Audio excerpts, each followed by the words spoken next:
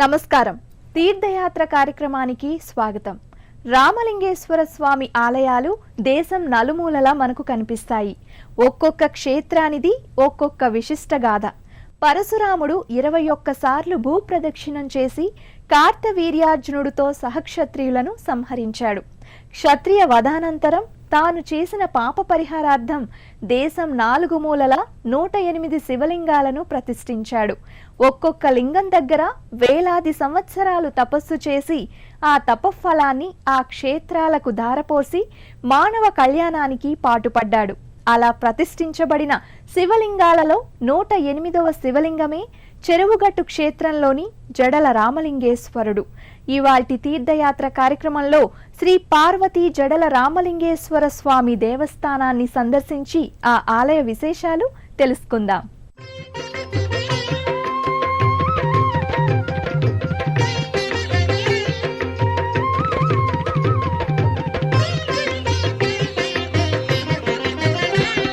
జటాకటాహ సంభ్రమ భ్రమన్నిలింప నిర్ఝరి విలోల వీచి వల్లరి విరాజమానమూర్ధని ధగద్ధగద్ధగజ్వలల్లలాట పట్ట పావకి కిశోర చంద్రశేఖరే రతి ప్రతిక్షణం మమ హరాధరేంద్ర నందిని విలాస బంధు బంధురస్ఫురదృగంత సంతతి ప్రమోదమాన మానసి.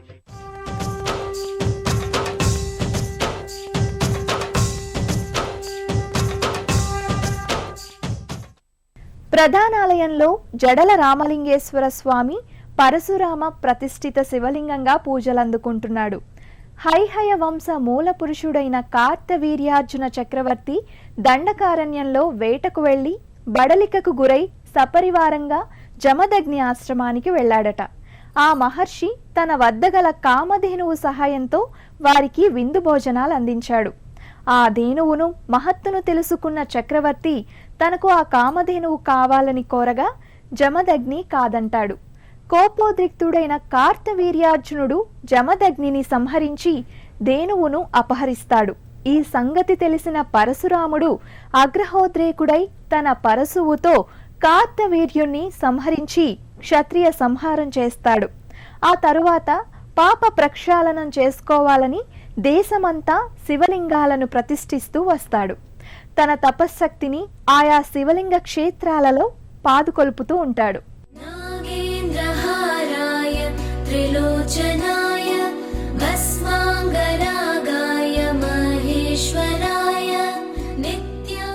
సురగురు సురవర పూజితలింగం సురవన పుష్ప సదార్చితలింగం పరమపదం పరమాత్మకలింగం తత్ప్రణమామి సదాశివలింగం అని లింగరూపధారి అయిన సదాశివుని సకల భక్తకోటి ముముక్షువులై అర్చించుకుంటారు.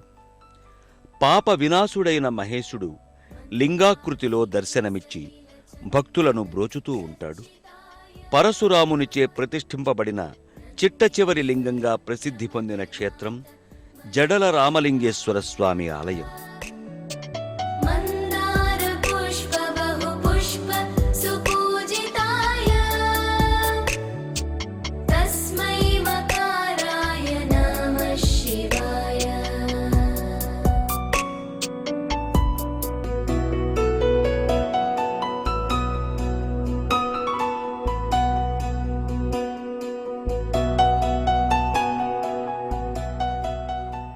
నల్లగొండ జిల్లా నార్కెట్పల్లి మండల కేంద్రానికి 6 కిలోమీటర్ల దూరంలో ఎల్లారెడ్డిగూడెం గ్రామానికి తూర్పున గల చెరువుగట్టున పార్వతీ సమేత మల్లికార్జున స్వామి దేవాలయం ఉంది.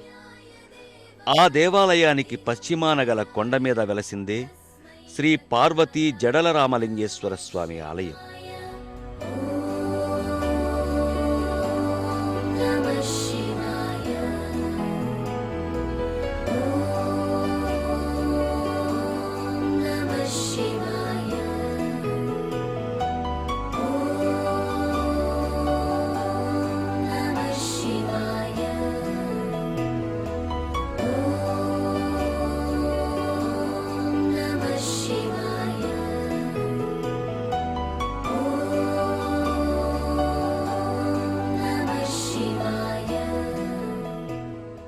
ఇది నల్లగొండ జిల్లాలో అతి పురాతనమైన ఆలయాల్లో ఒకటిగా పేరుగాంచింది.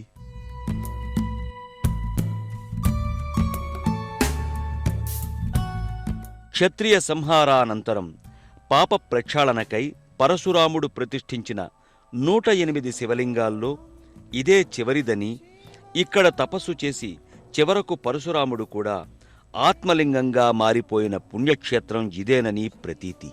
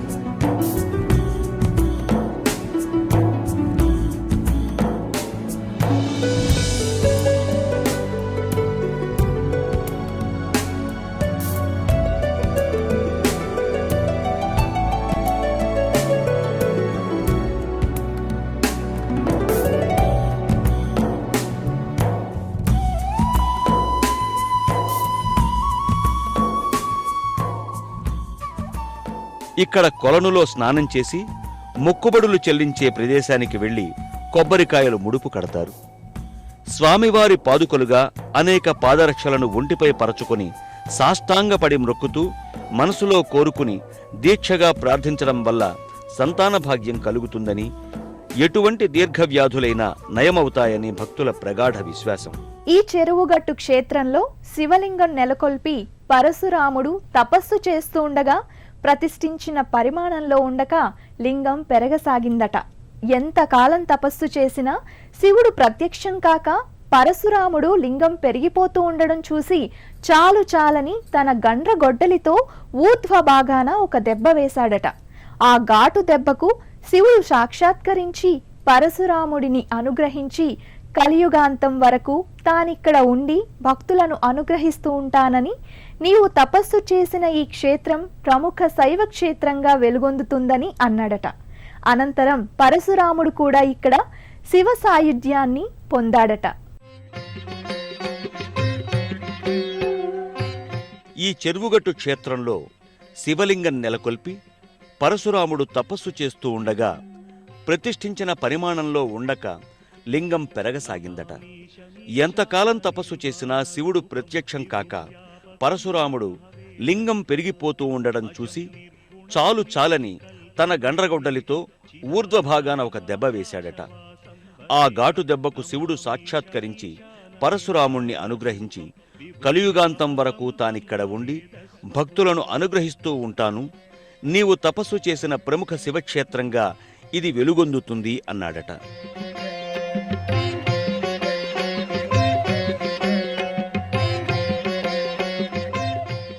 అనంతరం పరశురాముడు కూడా ఇక్కడే శివ సాయుధ్యాన్ని పొందాడట.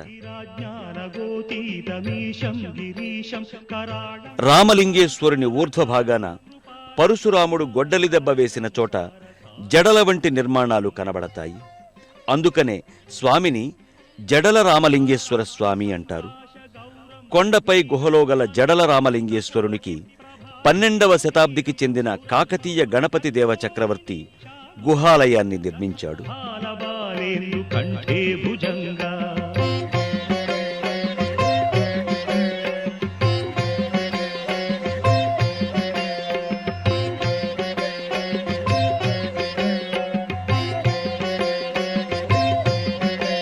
చలత్కుండలం శుభ్రనేత్రం విశాలం ప్రసన్నాననం నీలకంఠం దయాళం మృగాధీశ చర్మాంబరం ముండమాలం ప్రియం శంకరం సర్వనాథం భజామి.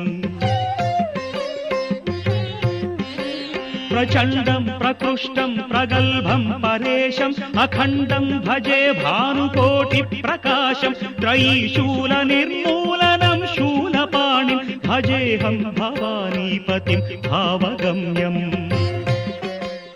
గర్భాలయంలోకి చేరుకున్న భక్తులు జడల రామలింగేశ్వర స్వామివారి దివ్యమంగళ లింగరూపాన్ని దర్శించుకుంటారు. స్వామివారిని అన్ని విధములా అర్చించి స్వామి అనుగ్రహానికి పాత్రులవుతారు. గర్భగుడిలో ముఖద్వారం నుండి లోపలకు వెడుతున్నప్పుడే వినాయకుని మూర్తిని సందర్శించుకోగలం.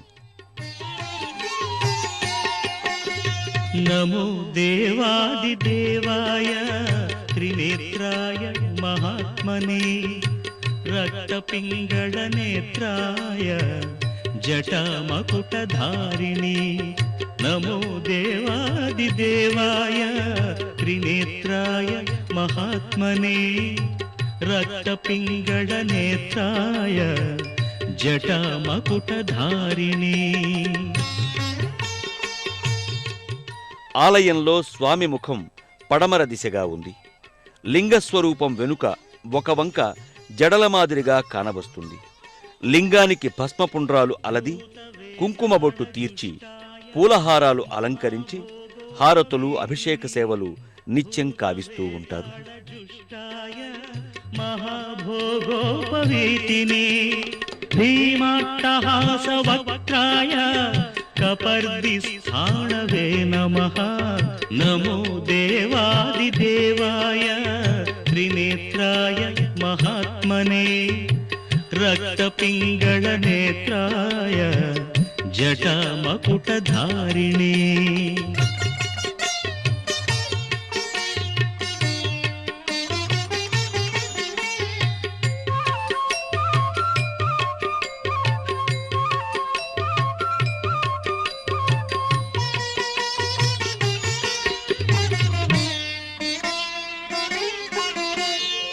పూషదంత వినాశాయ భగనేత్రహణే నమః భవిష్యద్వృషచిహ్నాయ మహాభూతపతే.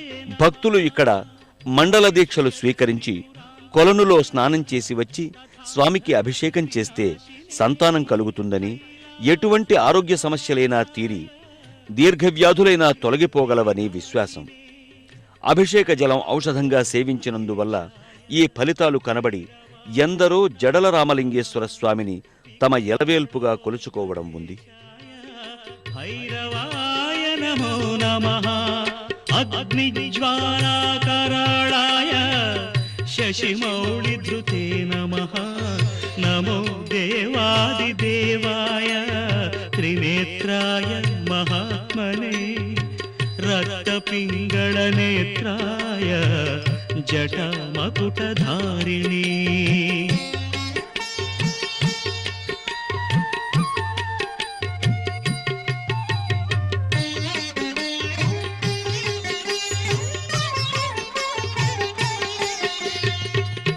భవిష్యత్కృతకాపాలివ్రతాయ పరమేష్ఠినే తథా దారువనధ్వంసకారిణే. మకర తోరణంలో వెలసిన స్వామిని సందర్శించి క్షీరాభిషేకంతో విభూది కుంకుమ ధారణలతో పుష్పమాలాలంకరణలతో శోభిల్లుతున్న ఆయనకు మహా నివేదనం చేసి సంతృప్తులవుతారు. శివాయ నమః శివాయ గంగాధర హర నమః శివాయ నమః శివాయ నమః శివాయ గంగాధర హర నమః శివాయ ఓం నమః శివాయ నమః శివాయ గంగాధర హర నమః శివాయ నమః శివాయ నమః శివాయ గంగాధర హర నమః శివాయ.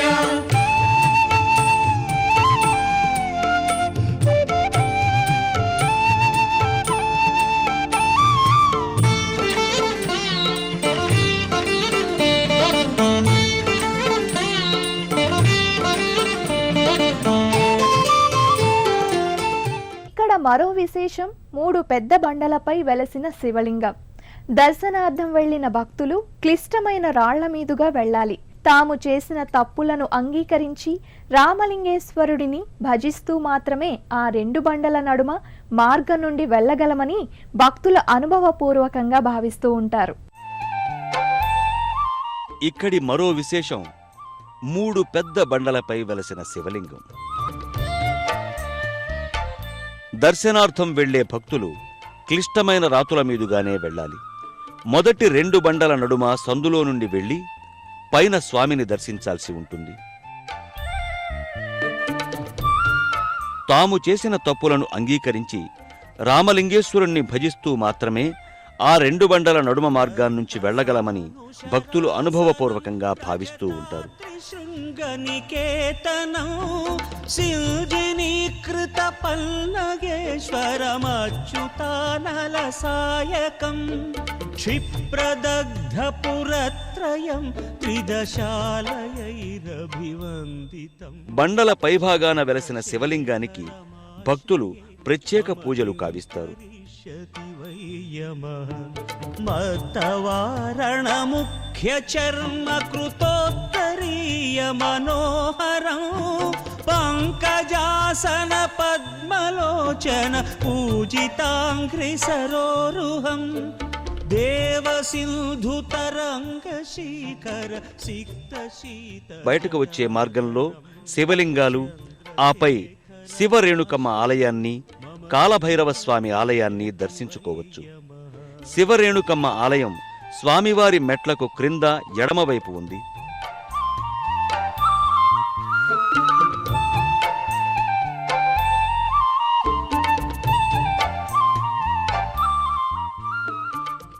సింధూరమూర్తి అయిన ఆంజనేయుణ్ణి ఆ ముందు దర్శించుకోగలం. ప్రసన్నాంజనేయం ప్రభాదివ్యకాయం ప్రకీర్తిప్రదాయం భజే వాయుపుత్రం భజే బాలగాత్రం భజేహం పవిత్రం భజే సూర్యమిత్రం.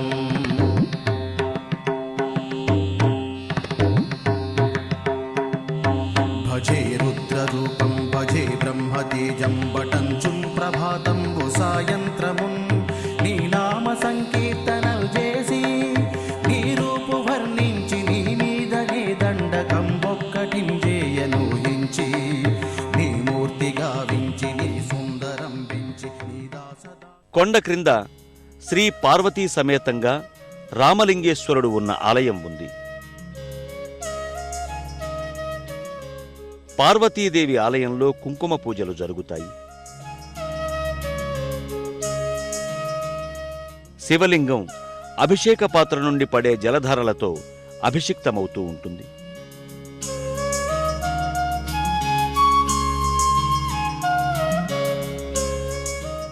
ప్రతి ఏటా జిల్లాలోనే 2వ అతిపెద్దదని చెప్పబడే చెరువుగట్టు జాతరగా చుట్టుప్రక్కల అతి ప్రసిద్ధం.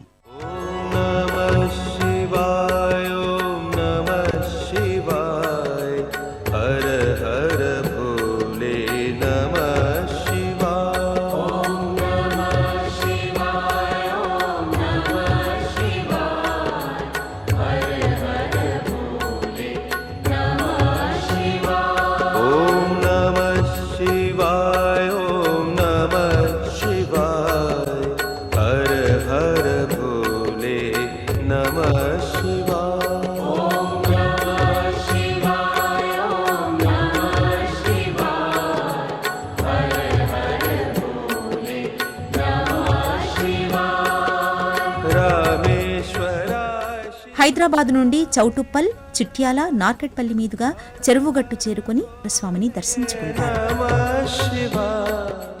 చెరువుగట్టు జాతరగా ఖ్యాతిగాంచి వేలాది భక్తులను నిత్యం అలరిస్తున్న పార్వతీ సమేత జడల రామలింగేశ్వర స్వామి అనుగ్రహ వీక్షణం అందరికీ లభించాలని మనసారా ఆకాంక్షిస్తూ మరో తీర్థయాత్ర కార్యక్రమంలో మళ్ళీ కలుసుకుందాం. అంతవరకు సెలవు. నమస్కారం. పుణ్యక్షేత్రాల దర్శనం, అపురూప ఆలయాల సందర్శనం, తీర్థయాత్ర కార్యక్రమాన్ని ఇప్పుడు యూట్యూబ్ ఆన్లైన్లో www.youtube.com/ETV News లింక్ ద్వారా కూడా వీక్షించండి.